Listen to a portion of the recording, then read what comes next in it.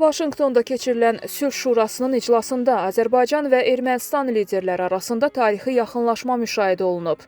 ABŞ prezidenti Donald Trumpın çıxışı zamanı Prezident İlham Əliyev və Ermənistanın baş naziri Nikol Paşinyan əl sıxaraq sülh prosesinə sadiqliklərini nümayiş etdiriblər.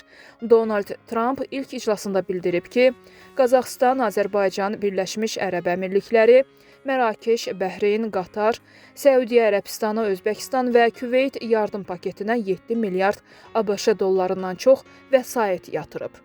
Bu möhtəşəmdir. Sizə təşəkkür edirəm, cənablar. Azərbaycan adını çəkmək xoşuma gəlir deyə Donald Trump çıxışını bitirib.